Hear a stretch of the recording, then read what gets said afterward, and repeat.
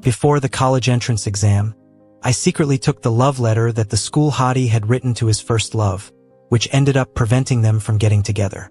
She's hated me her whole life for it. When she found out I had a crush on her, she even said I was jealous and manipulative so she could never like me. Later, we both died in a car accident. Before she passed, she said if she had another chance, she wished I wouldn't mess up her relationship with Eric.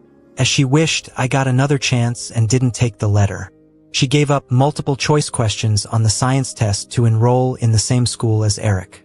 When the exam results came out, Tina and Eric got together. At the graduation party, Tina's romantic gesture of giving up those questions for love became legendary. People called her a pure love warrior. I sat quietly in the corner sipping juice while they were surrounded by the crowd. Next to me, Jack was baffled and shook. Is she nuts? She threw her future away for what could be a shaky future with Eric? Yes, this time she chose Eric over her future. Last time, I interfered to choose her future by secretly taking the letter, and all I got was her lifelong hatred. Even after she realized I liked her, she looked at me with disdain. Ben, I'm not interested in jealous, manipulative people. Your affection disgusts me. I hadn't exactly hidden the letter from her. I gave it back the night the exams were over. But when she went to Eric with the letter, he rejected her. Tina, with our scores so different, we won't even end up at the same school. How could we stay together? For years long distance? I need a girlfriend I can be with anytime. Can you do that? A shattered Tina glared at me when she returned. The next day, her parents came to me, worried as she was planning to change her college choice. They begged me to talk to her. I wasn't surprised. But when I found Tina, she laughed bitterly before I could say anything. What is it, Ben? One stolen letter wasn't enough? Planning to ruin things again? Standing in the stairwell with a breeze passing by, it felt chilly despite the sunny weather. I looked at her restless and agitated and said, Tina, it's been 12 years to reach today. Eventually, under her parents' pressure, Tina didn't change her plans and couldn't get back together with Eric. Since then, I became the villain who kept them apart and bore her every resentment. Until our last moments in the car, she blamed me, pleading with a hoarse voice in the bloody wreckage. If I get another chance, Ben, please stop meddling with our fate. So, when I got a second chance, I did as she wished. I didn't take the letter, and Tina saw it. Understanding Eric liked her too, but was worried about the distance. So, she risked everything, skipped the science questions, losing over 100 points but successfully ending up close enough in scores to be with Eric. When people had a few drinks, someone mentioned me almost in passing. At first, I thought Ben and Tina would end up together. Childhood friends, both excellent students. But Tina quickly shut that down, probably afraid Eric might misunderstand. We're just old friends, she said, detached. I smiled silently, repeating the words, old friends. Tina was right. We've known each other forever. From elementary school to graduation, we were always in the same class. Besides my parents, Tina spent the most time with me. I saw her pull all-nighters over a math problem. She saw me take exams with a high fever. No one understood better how much work went into those seemingly easy top 3 scores. The day we got into high school, ranking first and second in the city, Tina pointed to our pictures on the honor roll and asked, 3 years later, this will be us. Ben, are you confident? The summer evening sky burned bright behind her. Cicadas screamed their hearts out, and I clutched my books, looking at her. Tina, it's a promise. Back then, all we saw in each other's eyes was our hopeful future and firm resolve. But soon enough, Eric came into Tina's view. During a time when most students were messy and burned out chasing their dreams, Eric stood out, unbelievably handsome. At the school festival not long after we enrolled, Eric stood center stage in a white suit, like a moonbeam. Everyone noticed him. His name was on every student's lips. For many girls, including Tina, he became their first crush. The first time I sensed something was off was when she returned from delivering papers to the next class. She was blushing and sat down, but for 4 periods, she only completed 1 problem on her test. The scratch paper filled with equations had 3 glaring letters. Eric. She scribbled over them, trying to hide what was clear to see. Later, I heard Eric had teased her when she delivered those papers. They accidentally bumped heads, and he caught her. Flustered, she said, "Watch out." Eric grinned, "Sorry, big brain. And you're really pretty." Everyone around roared with laughter. Usually composed and stoic, Tina couldn't keep her cool. Our personalities, Tina's and mine, are quite similar. Rational and calm, like warm water. Eric was the opposite, intense and passionate, like a fizzing tablet dropped in that water. And a good-looking one, too. So, it didn't surprise me that Tina was drawn to him. Just like in many rom-coms and novels, the main male and female characters often have contrasting personalities. The idea is that people get attracted to those who are different from them. There are just so many examples. The CEO and the Cinderella, the nerd and the underachiever, or the aloof beauty and the warm-hearted sunshine. Back then, I thought Tina would stay grounded no matter how much she was drawn to Eric. But she, usually rational and composed, rebelled for him once. Truth is, I have no clue how they got so close. I was too caught up in my hectic schoolwork, and our chats mostly circled around solving problems or prepping for the next exam. By the time I noticed how close Tina and Eric had gotten, Eric was already casually calling her a bookworm, a top student, and her reactions showed she was used to it. I began to spot Tina leaving for half an hour every lunchtime to tutor Eric and having plans on weekend mornings, which were actually meetups organized by Eric. I realized Tina had fallen for him, but that didn't distract me from my studies. Not until the national physics competition in sophomore year started closing in. Our school was selecting one student to send, and during the last elimination round, Tina wasn't there. Eric had fallen ill and fainted. Despite everything, Tina chose to stay with him at the hospital all afternoon. I can't exactly describe how I felt back then. I just remember arriving at the hospital, seeing her, and all my emotions collapsed into a confused Tina. She leaned against the hallway wall with a nonchalant look and simply said, "I've followed the rules all my life. Can't I rebel just once?" So, she gave up all that effort, forgetting the nights she spent working through problems while sick. For a moment, looking at the graceful girl in front of me, she seemed almost like a stranger, and I felt an unexpected need to cry. But I didn't say anything. Still, I knew her actions were not a good sign. So, when she faced another life choice, I made it for her. I took Eric's love letter meant for her before the final exams. By then, I had mentally prepped for Tina to confess to Eric after graduation and for them to be together, and I was ready to offer my congratulations. But I didn't expect to run into Eric placing the letter while I returned to the classroom for a notebook during a top 100 students meeting. The conversation he was having with his friend was like a punch to the gut. The whole reason he got close to Tina was a bet to hit on the top student in the grade. He ended up genuinely liking her but felt the gap between them was too wide and didn't want to deal with the long distance. So he kept insisting they were just classmates. That letter was his way to show he wanted to go to the same college as her and be with her. There was a time when I'd confidently say Tina wouldn't risk her future for anyone. But in that moment, I wasn't so sure. To avoid that 1% chance, I took the letter after they left. In countless sarcastic remarks from Tina since then, I constantly wonder if I had done the right thing. Once, I tried talking to her calmly. "Tina, even if you saw it earlier, wouldn't you still go after your future instead of being with him?" She laughed coldly and interrupted with firm certainty. "Ben, I would." Watching her, I silently realized I had indeed messed up, royally. As our reunion was winding down, Eric held Tina's hand and came over with a bright smile. "Ben, you've known Tina for 18 years. Your relationship is different, even if it's just as friends. You'll wish us well, right?" I glanced at the smiling girl beside him, politely corrected him, saying, "I haven't been with Tina for 18 years. We just happened to walk the same path for that long. From now on, it'll be different. Many have already wished you happiness today. My good wishes are for your brilliant future." I was sincere. After all, we come from humble backgrounds, working hard for a promising future. In a previous life, Tina went to a top university, became the prize student of a respected physics professor, met influential mentors, and made numerous like-minded friends.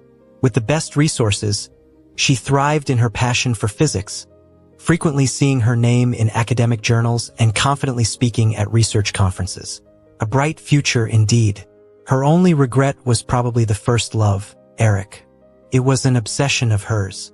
At occasional reunions, people mentioned his new relationships or how he was confessed to by some heiress.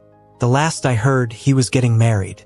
That night, Tina drank herself into a stupor with friends and knocked on my door afterward. My parents weren't home, and she stormed in with sarcasm. "Ben, you must be thrilled, right? He's getting married. Happy now?" I stood silently by the sofa, listening to her vent, then offered a glass of water. She didn't take it. Honestly, I was exhausted watching her emotions turn from volatile to sleepy. I casually threw a blanket over her and went back to my room. Later, I got a juicy gossip update through Jack's Tangled network on Twitter. Apparently, the girl Eric was marrying was someone he met at a friend's birthday party, a wealthy heiress who fell for him at first sight. During the chase, Eric had a girlfriend, but it took considerable wooing and gifts from the heiress to win him over. I looked down in silence, suddenly curious about what would have happened if Tina really gave up her future for Eric. I never thought I'd find out the path of a different choice, but here I was, back to the past, starting over. Tina was finally getting what she wanted. Watching them kiss in the center of the crowd with everyone cheering, I finished my juice and then turned to leave. I had imagined this choice many times. Tina always dreamed that even if she and Eric went to the same school, she could reach the same level based on her ability. But honestly, who knows the answer? Tina, I'm eager to see what happens. This time around, nothing changed except for Tina's choice. I still got into the same college with the same score as my past life and was accepted into the math department I'd aimed for. During the whole vacation before we headed off to college, Tina and I didn't see each other. She was off with Eric on a graduation trip. Meanwhile, I took up a tutoring job for middle schoolers. Occasionally, I'd run into Tina's parents while stepping out. They would greet me with a bittersweet smile, silver strands peppering their hair. I guess they'll never know why Tina, who was always in the top 3 and talented, suddenly failed in the college entrance exam. They'd probably worry she was too upset, trying everything to comfort her, smiling in front of her, and encouraging her to travel and relax. I couldn't tell if it was better for them to know the truth or remain in the dark. My heart went out to them because, aside from my own parents, they were the adults I'd grown up with the most. For a long time, because of my parents' work, I had lunch at Tina's place. Her mom always made my favorite sweet and sour ribs and knew all my preferences. She'd remind Tina at school to look out for me so I wouldn't get bullied by other kids. Back then, Tina would hold a watermelon slice and assure her mom, "Don't worry, he won't get bullied." Even though I was a quiet, steady guy with good grades, and I got along with my classmates, Tina often got left out because she was different from other girls. But she didn't mind since we were together. I always thought we'd walk this path side by side. Didn't expect her to turn away halfway. The next time I saw Tina was at the train station, heading off to school. In the past, we were in the same city. Now I was going north while she and Eric headed south. In the bustling waiting area, she sat with Eric. As I walked past, I caught them watching a video of a relationship coach analyzing 10 signs a girlfriend loves her boyfriend. She nodded in agreement to Eric's comments. After 2 months outdoors, her pale skin had tanned, and she had Eric's initials tattooed on her arm, matching couples' outfits with him.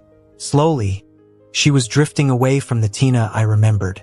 She noticed my gaze, looked up, and across a row of seats, I openly met her eyes. I smiled, a small gesture of greeting. She stared for a second, reflexively moving her tattooed arm back, and when Eric turned to ask something, she quickly looked away, possibly saying, "Nothing." Just then, my train arrived. As I boarded and moved through the queue, I felt a strong gaze on my back. I knew who it was, but I didn't look back. Later, after finding my seat, I received a message from Tina.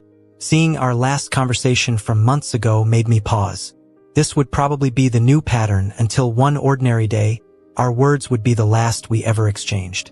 Reflecting, I read her new message. A short line, "Ben, I wish you a bright future too. Of course, my future would be bright. I'd step onto a new platform, see a bigger world, surrounded by top talents from across the country, entering a world different from before. There'd be countless others who were hardworking and gifted, humble yet strong. Once I broke free from one school's narrow view, I realized Eric wasn't that extraordinary. It was just a filter that people chasing dreams used to mask their own shine. Now, stripped of the same old facade, stepping into their fields, everyone was a gem. After that, I got busy with my major classes, discussing topics with teachers and classmates, joining various competitions. I even got into volunteering, learned to paint, and drew portraits of every cat and dog on campus, naming them all. Every holiday when I returned home, our schedules seemed to magically miss each other. I'd always head back to the old place for Chinese New Year, so during the entire 4 years we didn't meet once. We met again at a class reunion 4 years later. For years can change a lot. The once young and naive teens were now mature and steady, discussing future plans, sharing competition stories, and talking about job offers. They were all adorned with prestigious school credentials, holding numerous awards, not yet in the workforce, but with a bright future ahead. Because of traffic, I was the last to arrive. They pulled me excitedly into the group, and given our similar experiences, I quickly blended into the conversation. While discussing the past 4 years of life, someone playfully pointed at me, pretending to be upset. You all don't know, back in sophomore year, we had a joint debate with several universities, and Ben here was my opponent. He thrashed us with his flawless logic. Couldn't feel any camaraderie. I laughed. Thank you. She wouldn't let go, teasing. Who knew? Ben, back then you were always so quiet and gentle, but in debates you're sharp and relentless. I'm curious, do you argue with your girlfriend like that? The comment stirred laughter, and then someone suddenly turned to Tina, like they just remembered something, and asked, Hey, why haven't we seen Eric? Our pure love champion, the campus heartthrob, didn't come with you? It was only then that I noticed Tina, who had been sitting in the corner quietly. Like everyone else, she had changed a lot. That humility and confidence in her eyes were gone. Honestly, even though she still seemed quiet and introverted, sitting there now, she felt out of place, like an overlooked outsider. The girls who once admired her as the pure love champion had moved on to better opportunities and widened perspectives. Bringing up this topic again seemed a little different, like there was now an undertone of mockery in their words. After all, she used to be a top player among them, and now it seemed she didn't even have anything to discuss with them. Jack, holding his drink, sighed lightly behind me. Turns out reality is what it is, not like those TV dramas. For years after a frame could mean ultimate success for the heroine in a drama. But in reality, Tina hasn't gotten prettier or more successful, and she's fallen behind everyone here. Success can't just come down to hard work. Things like platform, resources, connections, talent, luck, and the right environment are all crucial. So, it's no surprise that Tina, who was renowned in the physics community in the past life, is almost unrecognized now. When Tina, suddenly questioned, looked over at me after a few seconds, she said in a calm tone, "We broke up." A few days after the party, my buddy Jack came to spill the tea on Tina and Eric. Apparently, shortly after starting college, under Eric's influence, Tina not only learned to cook and do crafts, but she even got into fights with other girls for Eric. I remembered seeing Tina, who rarely tweeted about anything other than physics, suddenly posting Eric's photos or videos every couple of days during that time. I thought back then, true love can really change someone. But once the honeymoon phase ended, things got plain. Tina got busy with her courses, and Eric met more people at different events. They occasionally clashed on differences of opinion. Eric complained that Tina had no time for him due to her competitions, wanting her to hang out with him despite her busy schedule. Tina didn't get the whole fuss about the first cup of tea in autumn Eric wanted so badly. She didn't understand why that particular cup, which could be bought any day, needed a special ritual. Minor disagreements piled up over time and eventually led to a Cold War. Jack got more worked up as he talked, his tone tinged with sarcasm and resentment. How much of their so-called true love was really about love? When the novelty wears off, conflicts only grow. And meeting more exceptional people doesn't help. Their relationship was built on one-sided sacrifices, just waiting for a trigger to explode. So when a rich and attractive heir pursued Eric, he grew even more dissatisfied with Tina. Eric initially loved Tina's achievements, but in a bigger world, being top in class isn't the only measure of worth. Frustrated with their fading relationship and Eric's subtle dissatisfaction, Tina finally brought up the fact that she gave up complex subjects in exams for him. Eric only scoffed. "For me? Tina, that was your choice, wasn't it? Don't blame me for the consequences of your decision." That was it, and they broke up. Eric quickly moved on to the rich heir, closing the chapter on their legendary romance. I lazily flipped through a magazine, responding casually to Jack's passionate rant. "Oh, really?"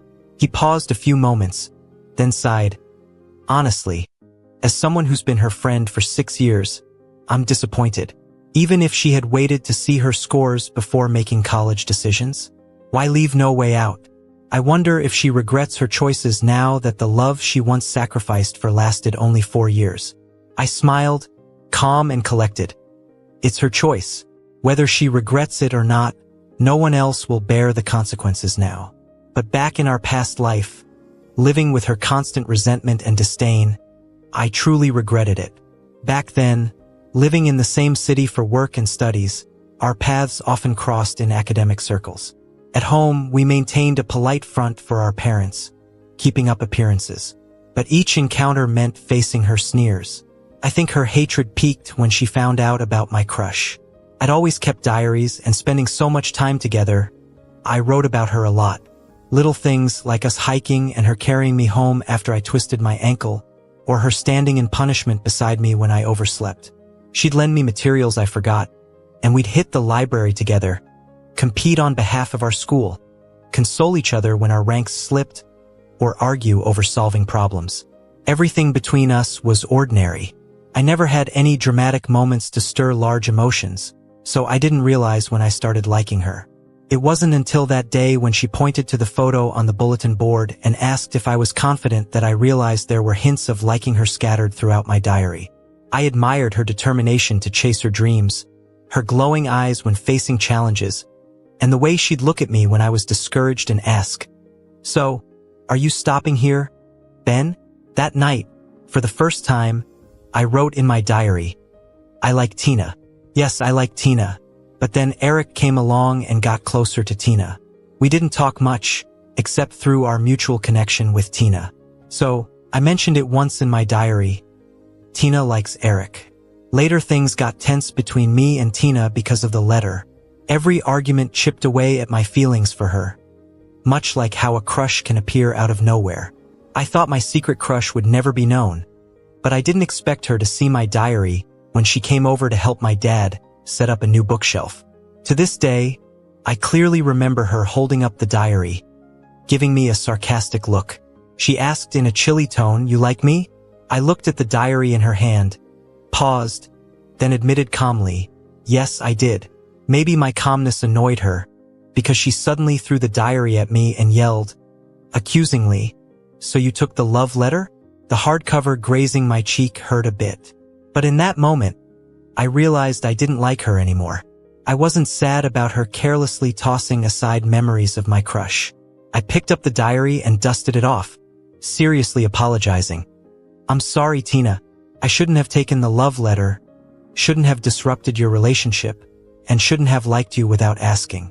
But she wasn't satisfied, scoffing before walking away, leaving behind words that stuck with me. Jealous, manipulative. Honestly, while I did like her, I valued our friendship more than a fleeting crush. Taking the letter wasn't to stop her and Eric. I just hoped she could achieve what matched her 12 years of effort without interference. So I delayed her choice for a few days. I was never jealous of Eric.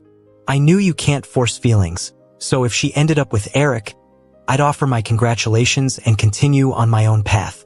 I didn't need to be with Tina. Now it's like I've corrected past mistakes and am on the path I was meant to take. Even though I didn't take the letter this time, I didn't intentionally distance myself from this life's Tina, at least not until after the college entrance exams. Then, we ended up in different circles for 4 years, so when we met at a gathering, we didn't talk. This kind of drifting apart didn't bother me, so I didn't reach out to ease things. Until her mom was hospitalized, and my mom brought me to visit. After leaving some fruit, I sat in the sterilized, smelling hospital room, listening to my mom chat with Tina's mom about life. I went outside for a call and met Tina by the flower beds. She wore a black coat, exhaustion etched into her features. I paused for a moment, recognizing that familiar look. She showed it when research wasn't going well or she couldn't mend things with Eric. Back then, she was successful but worked hard behind the scenes. The academic journey was tough and solitary. As for Eric, Tina reached out to him after some success, and they reconnected. But most of her connections were in the city where she studied, and with much of her time in the lab, she had less advantage compared to wealthy, leisurely peers also pursuing Eric. After half a year of trying, Eric still turned her down, quietly exiting her life. Their story hung like the unattainable moon. My mistake in taking the letter haunted me, because she believed if they'd been in the same school, things would have ended differently. Now, looking at her, I didn't know why she had that look again. When our eyes met, she shut off her phone, stood up, and walked over with a dry voice. Last time we met, I didn't get to say hi. Ben, you've changed a lot. You're more handsome and accomplished. She paused, looked a bit guilty, and apologized. I was immature back then, worried he'd misunderstand, afraid our relationship would be affected, so I downplayed it. That was childish of me. I waited quietly for her to finish and then smiled, replying graciously, "It's okay, Tina. We were always just friends. What else could we have been?" Her face tensed and then fell, and she looked at the fading sunset, laughing self-deprecatingly, saying, "I've thought countless times about what it'd be like if I'd never seen that letter." I followed her lead, speaking lightly. "You couldn't miss it. It was placed right there." She suddenly turned her head. "What if someone took it?" I paused, unable to respond before she asked, "Ben, if you'd seen it first, would you have taken it?" I looked closely at her, searching for something, but saw nothing. Calmly, I shook my head. "No, I wouldn't have taken it." We both turned away, falling into silence.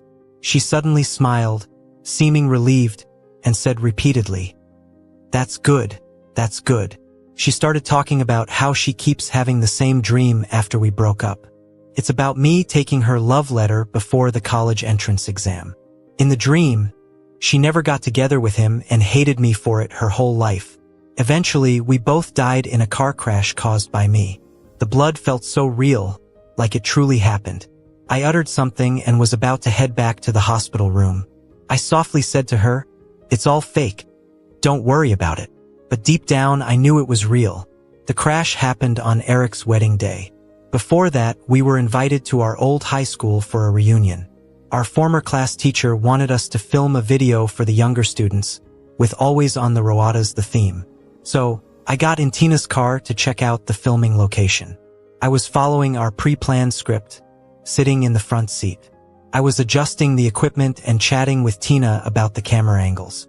It was our first peaceful moment since the college entrance exam. The shoot went well.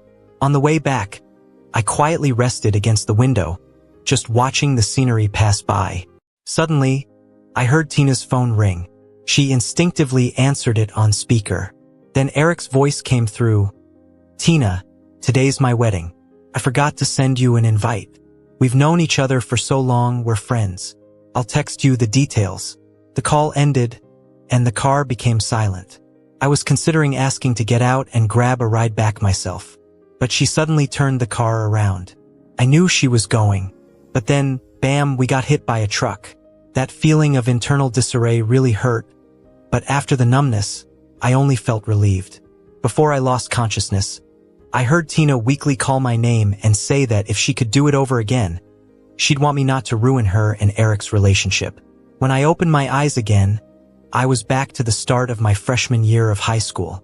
I didn't know what Tina's "that's gooder" the recurring dream meant, but it didn't matter anymore. The second time I saw Tina was when her mom got out of the hospital. I brought soup from my mom and chatted a bit. We reminisced about the old days. She pulled out some old paper photos and picked one from when Tina and I won a prize in a junior high competition.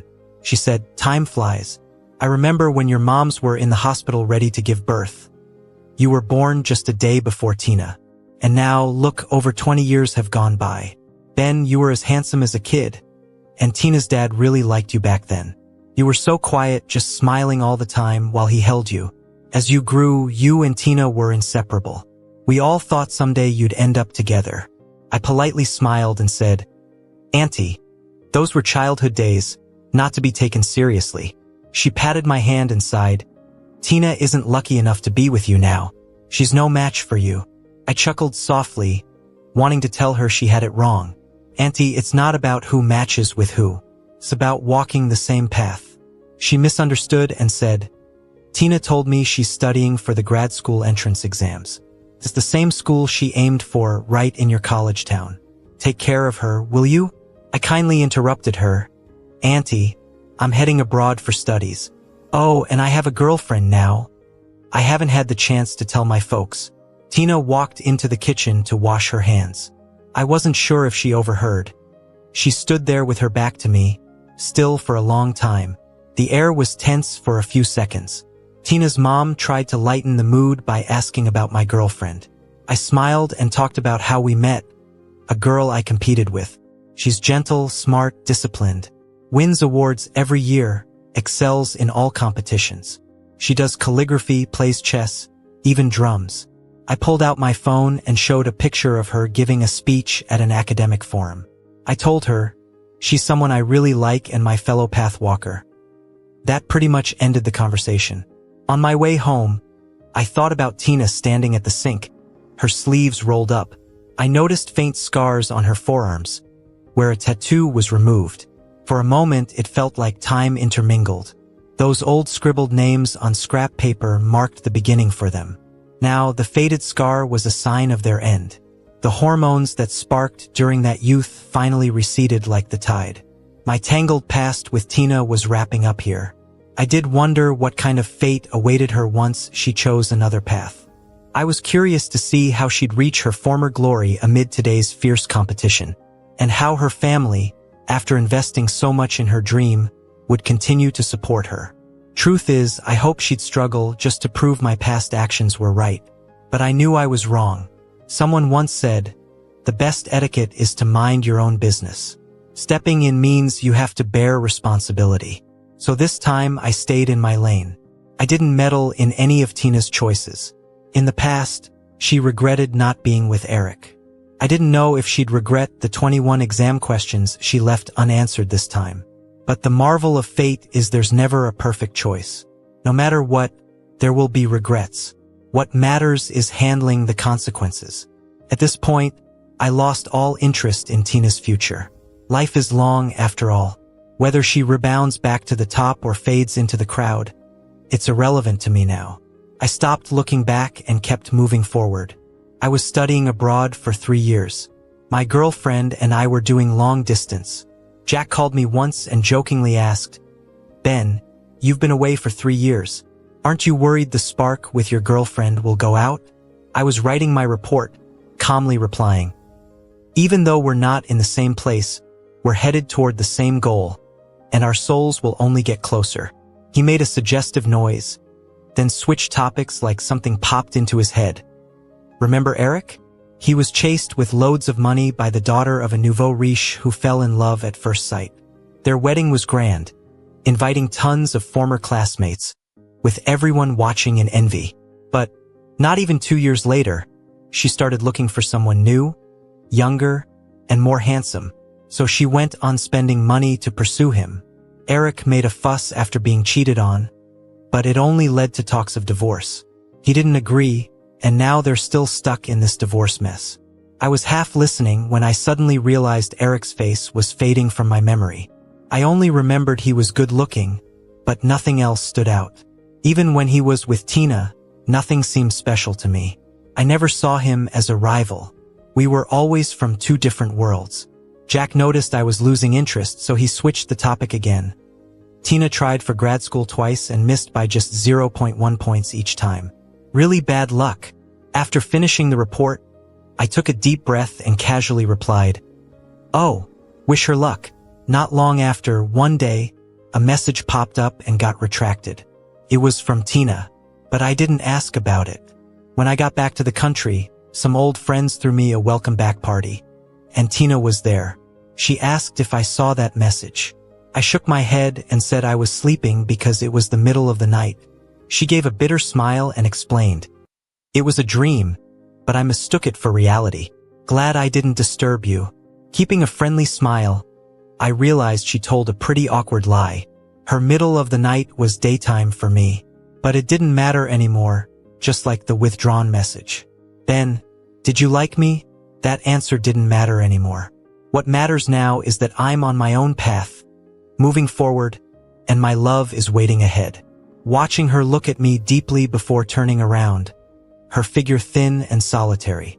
My girlfriend came over with a little cake and softly asked who that was. Pulling my attention back, I took her hand, smiled unconcernedly. "Just an ordinary friend I've known since childhood."